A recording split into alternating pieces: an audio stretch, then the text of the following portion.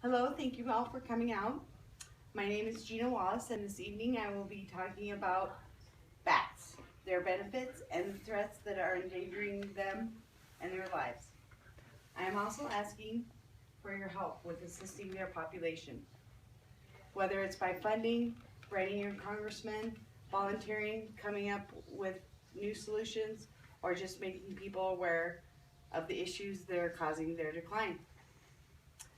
My first encounter with bats, besides TV in the zoo, was 15 years ago, when one summer I discovered that 2 bats were living under my shed. My immediate reaction was a little panic and some worry, having heard that bats are bad and dangerous. Right away I began researching them, learning that bats were vital to our ecosystem. They have many positive attributes, and there are a whole lot of myths about them. Once I knew the facts, it put my mind at ease. And over the years, the 2 bats in my yard have become 5 bats. I have names for them, and they are my bat friends, and I have very few mosquitoes in my backyard.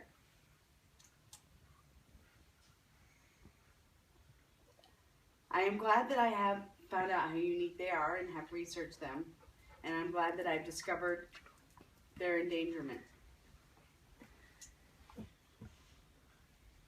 They are being negatively impacted by global warming, pollution, development, white nose syndrome, and tourism.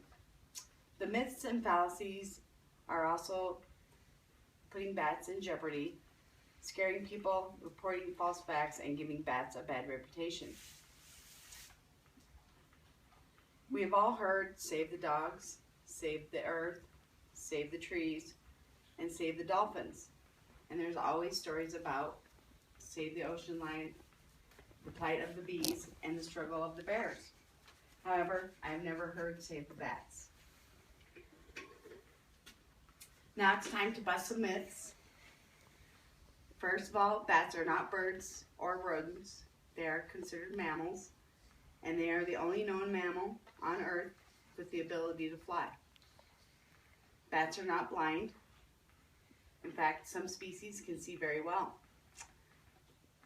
making the phrase blind as a bat a fallacy. This according to Elena Doctorman's article written in 2014, Bats Not So Blind After All, study suggests. Also, bats won't fly into your hair, and bats are not bloodsuckers. Their main staple being bugs and insects and fruit, and per National Geographic website, 70% of all bats consume insects, and only vampire bats, which are confined to Central and South America, drink blood. Also, vampire bats usually feed on cows and do not suck enough blood to harm their host.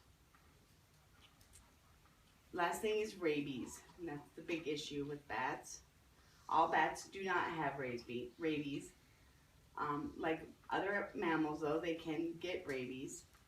But per the Centers for Disease Control and Prevention, in the U.S., an average of 2 people a year report cases of getting rabies from bats. And these cases were usually with people with direct involvement with them. Also, like a rabid dog, there are signs you can look for, such as them not being afraid of people, acting crazy, coming out in the daytime and flopping around on the ground. Some of the benefits about bats and a little bit of information about them. According to the Defenders.org website, it is estimated the bat population worldwide is in the millions. There are approximately 1,000 different species of bats, with common types being the brown bat, fruit bats, or the flying fox bat. They are one of the most widespread animals and can live in extreme conditions. Bats hibernate in caves during the winter months and travel to alternate places in the summer, such as trees, barns, sheds, or houses. They have the ability to communicate, see, and hear by echolocation through ultrasonic sound waves, and per Nenad Colliery's article Timing Matters, written in 2014, the bat's ability to detect ultrasonic wavelengths is helping the studies with the blind and promoting experiments to restore their vision. Also, bats can eat up to 1,200 insects in an hour, helping to prevent mosquito-borne illnesses such as West Nile and malaria.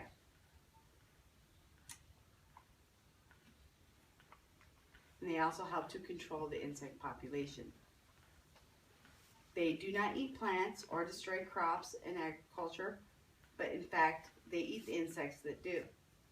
Bats will also pollinate, scatter seeds, and their excrement is good for the soil, providing essential minerals and replacing needed nutrients. Now I will be discussing the many threats that are endangering the lives of the bats here in America. As you probably figured, global warming and pollution are affecting their survival, with dirty water, polluted oceans, trashed land, acid rain erosion, waste dumping, and hazardous spills. Also, development is destroying their habitat and causing deforestation. Tourism is also taking its toll, with tourists and cavers bringing in and spreading illnesses and disease. It is suspected that cave tours was how the fatal white nose syndrome got started among bats. White nose syndrome is rapidly killing bats in the United States. And according to Don Starren's article written in 2014, Superheroes of the Night Skies, white nose syndrome has killed almost 6 million bats since the year 2006.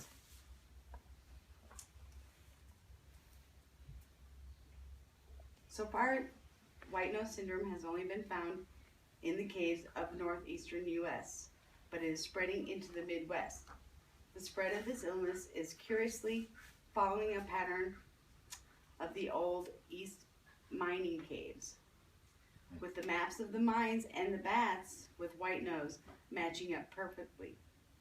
White nose is a white fungus that forms around the nose of the bats, and it spreads to the wings and eventually kills the bat by impeding its eating and halting its flight, which is necessary for their survival. It is transmitted only by contact and attacks the bats while they are hibernating and their body temperatures are low. It occurs with the lower temperatures because when the temperature rises above 65 degrees Fahrenheit, the heat will destroy or kill this fungus. Conservationists have discussed ways they could try to warm up the infected caves, but have determined that it is unrealistic to heat all the caves where the syndrome is reported, and are trying to come up with other solutions.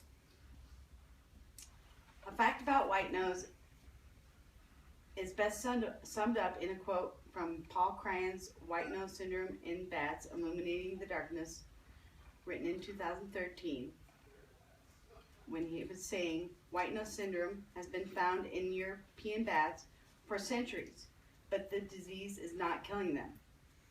Scientists and conservationists are currently doing intensive studies to figure out why the white nose is not fatal to the bats infected in Europe, and how they are surviving and recovering from the infection. One last reason that could be contributing to the decline of bats is their low reproduction rate, usually only having one pup per year. And yes, they actually call baby bats pups. I did not know this. It is unfortunate bats get such a bad rap from the myths and false rumors. There are many things we can learn from bats, such as unique sight ability, alternative hearing techniques, and how they are able to avoid certain illnesses. Bats are a vital part of our ecosystem. Don't destroy agriculture or plant life, control insect population, and provide soil nourishment. And bats, in my case, are great to have in my backyard.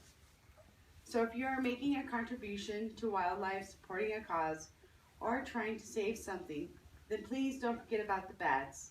Their voice or echo deserves to be heard and remembered. There is some information on bats online that you can go in some organizations that will help with their survival. Some of them are actually based in Colorado.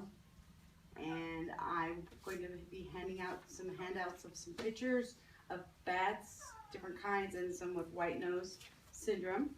And over here are the evaluations. If you want to fill those out for me, I always love suggestions. And I would like to thank you for coming.